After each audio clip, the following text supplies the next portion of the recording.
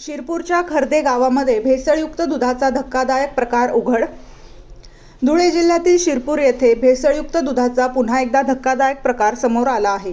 शिरपूर तालुक्यातील खर्दे गावातील रहिवासी आशाबाई बोरसे यांनी नेहमीप्रमाणे रात्री दूधवाल्याकडून अर्धा लिटर दूध खरेदी केले होते. मात्र हे दूध गरम केल्यानंतर संपूर्ण दूध रबरासारख्या गोळ्यात बदलल्याचे आढळून आले. दूध उकळल्यानंतर तयार झालेला गोळा हा हाताने तुटू लागल्याने ते पूर्णपणे रबरासारखे असल्याचे दिसून आले. हा प्रकार पाहून आशाबाई बोरसे यांना मोठा धक्का बसला.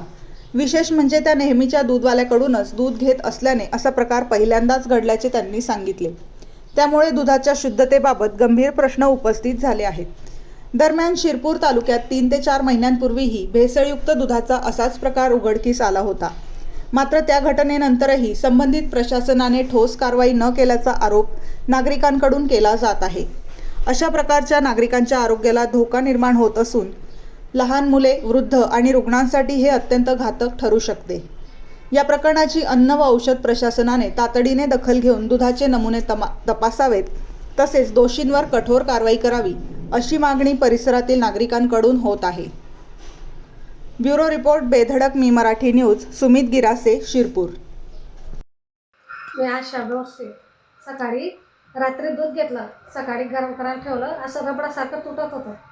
गोळा झाला रबडासारखं, आणि मी घरच्या लोकांना दावलं तर रबडासारखं गोळा झाला.